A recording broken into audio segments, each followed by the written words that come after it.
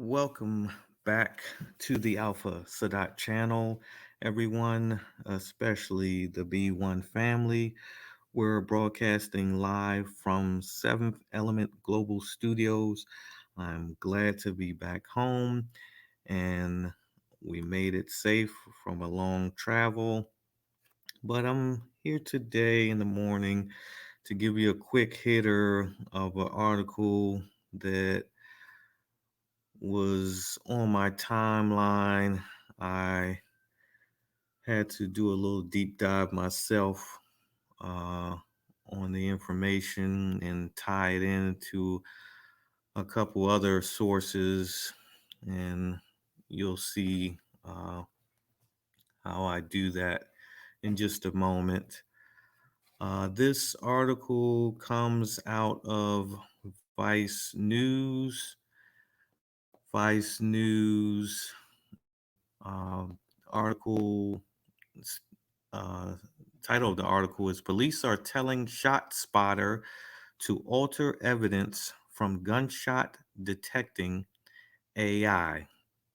Now, before I go into this article, for the people that don't know, Vice News was co founded by suspected white supremacist Gavin McGinnis.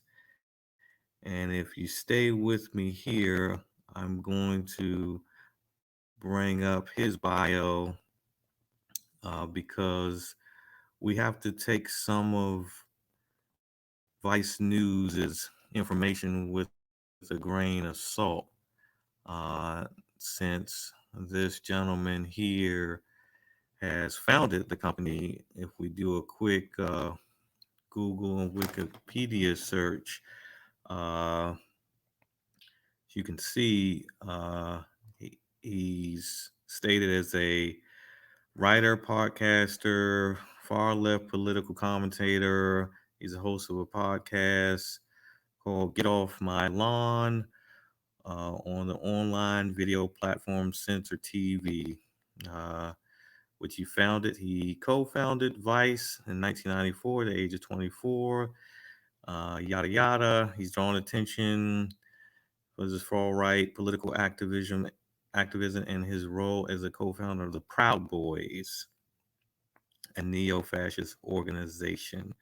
And Proud Boys has been in the news in the last year for a lot of their uh, marches and racist activity, and um, also in last year's election when the Proud Boys group was brought up in a debate, and former President Trump told them to stand down and stand by, or something along those lines.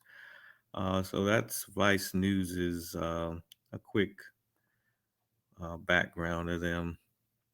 Down here in the lower part of this bio, it states that McGinnis left Vice in 2008 due to what he described as creative differences. So yes, he's left in 2008. It's been over 10 years, but you don't know what type of ownership he still holds, if any, and what type of influence that gentleman still holds with that company. I will say that Vice News's videos, their editorial and documentary videos are pretty good from what I've seen. But again, I would not, hold them 100% credible with everything. But going back to this article, let's get into this really quick and get you guys out of here. So I'm going to read the first couple paragraphs so you can get the gist of everything. So the subtitle: Prosecutors in Chicago are being forced to withdraw evidence generated by the technology, which led to the police killing of 13-year-old Adam Toledo early this year. This article was written by Todd Feathers. It begins on May 31st last year. 25-year-old Safarian, sorry if I pronounced your name wrong, Heron, was shot in the head and dropped off at St. Bernard's Hospital in Chicago by a man named Michael Williams. He died 2 days later. So I apologize again to him and his family if I pronounced his name wrong. Chicago police eventually arrested the 64-year-old Williams and charged him with murder. Williams maintains that Herring was hit in a drive-by shooting. A key piece of evidence in the case is video surveillance footage showing Williams's car stopped on the 6300 block of South Stony Island Avenue at 11:46 p.m., the time and location where police say they know Herring was shot. How did they know that's where the shooting happened?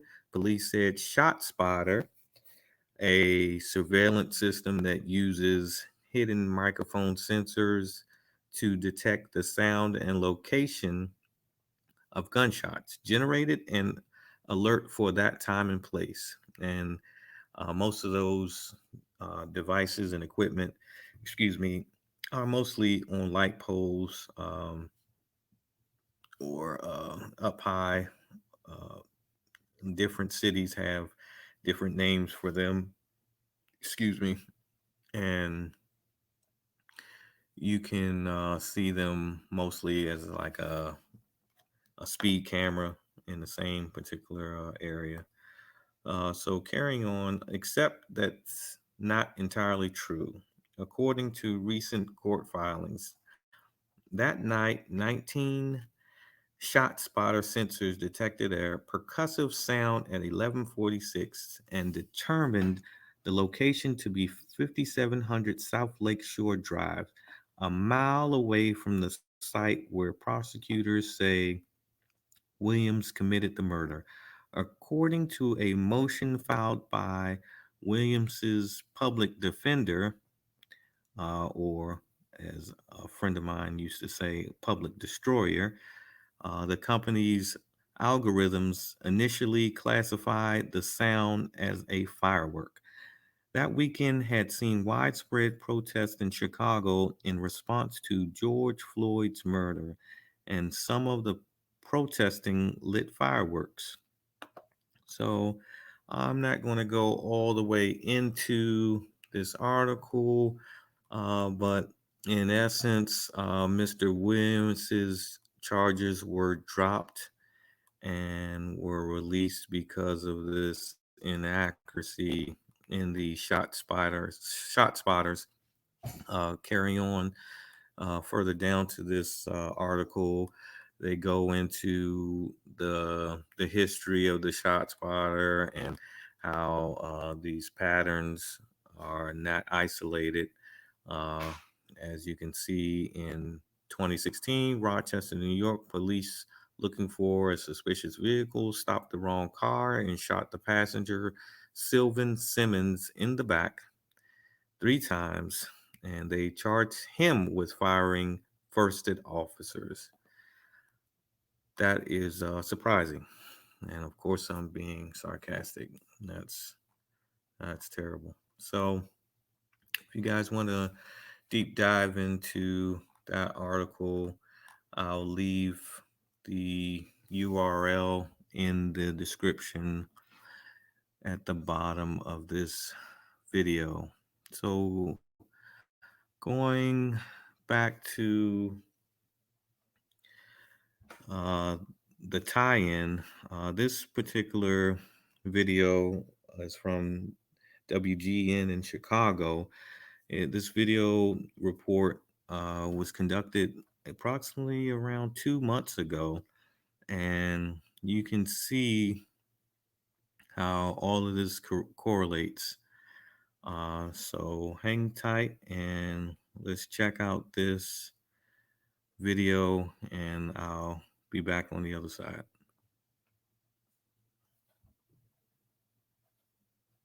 WGN's Patrick Elwood live at Chicago Police Headquarters with more. Hi, Patrick. Micah and Ray, good evening to you. Critics of the ShotSpotter technology say that its usefulness is exaggerated. But those who defend the system, of course, including the CPD, say that those critics are using information, data that's only favorable to their point of view.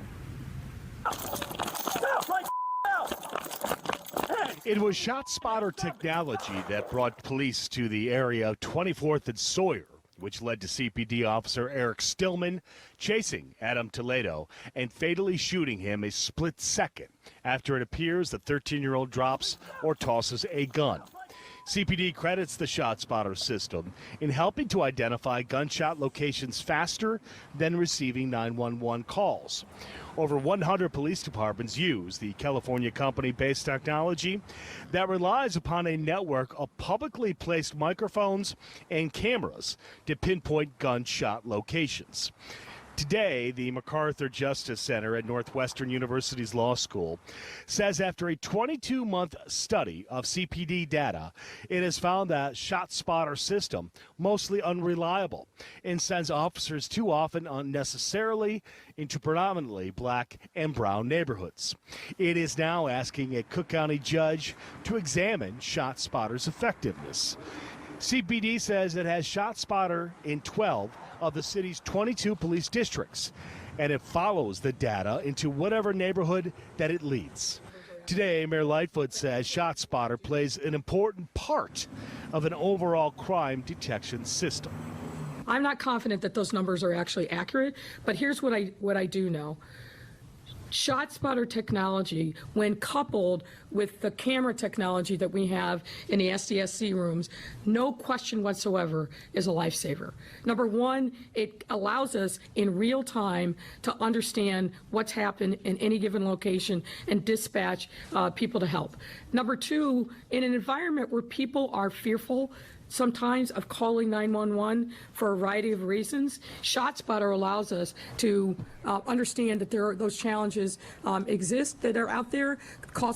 So where the calls for service don't come, we still are able to respond.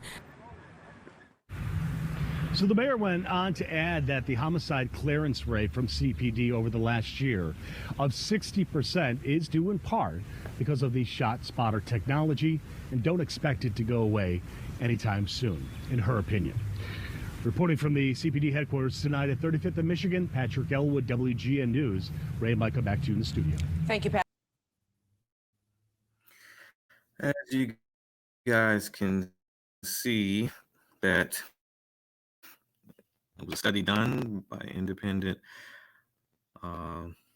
company, that there were some inaccuracies in these shot spotters in Chicago. And don't be surprised if there are some inaccuracies in other cities as well. I'll be bringing more information about those in upcoming broadcasts. But, you know, it's wide, it's worldwide, it's global, the corruption within race soldiers, and I say race soldiers instead of police. And I've adopted that phrase from our scholar, Dr. Neely Fuller Jr. And if you guys don't know who that is, please look up his life and work in literature. If you don't understand white supremacy, he'll definitely break that down for you, and much better than anybody has ever done. So with those two sources, let's tie in this tweet that I retweeted in March. It's also an article attached to it. Stay with me now, because it's all going to make sense if you're not already aware of it now. So, as I stated, March 23rd, early this year, you can see the title there. Chicago cop who bragged about killing someone was assigned to team designed to strengthen community trust. We scroll down and it doesn't have thousands of retweets and likes and all that. That was coming out of CBS2 in Chicago. And those are some of the people who commented under that. Let's go into the actual article. So stand by for me, and we're going to do that and get you guys out of here. Just give me 2 seconds, and it's loading up.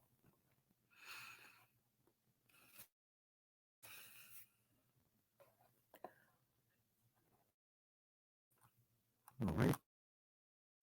So the article, once again, Chicago cop who bragged about killing someone was assigned to team designed to strengthen community trust by Brad Edwards from March 23rd, 2021. Let's just read the 2 paragraphs here because it's very important.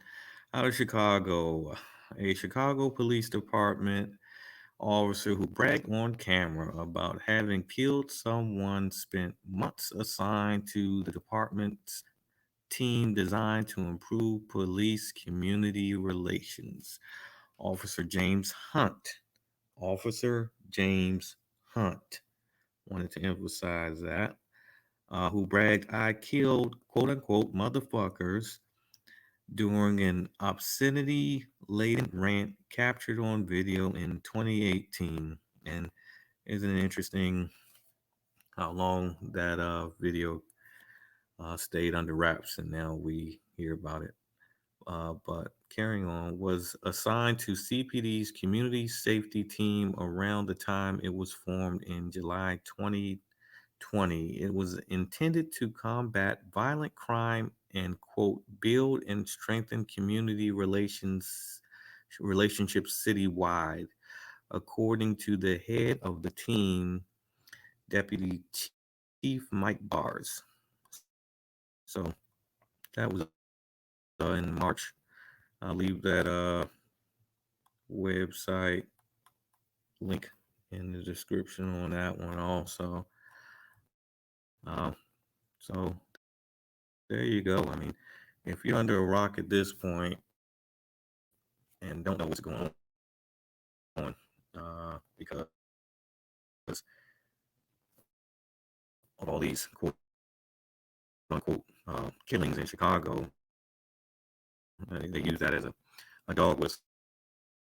So I'm sure people know that by now. And it's got to be some suspicion that they're undercover race soldiers. And I make sure state race soldiers are out there, plain and simple, murdering black people for headlines. And eventually, what's the next step from that? Mayor and council ask the government for funding of police reform, and funding for more police staff. And that word reform, you gotta love that nowadays. That's just another word for police funding. I'm not sure if any of you are privy to that George Floyd bill that's still lingering in Congress. But they have a section in there of police reform. Certain police departments will be getting millions of on the blood on the back of Mr. Floyd and other black people who've been murdered senselessly by the police. So with that, ladies and gentlemen, I appreciate you coming and staying with me for a quick minute. So I'll be signing off, and you should know by now, when you're listening to the Alpha Sadat channel, you should always... Game done changed. Game the same.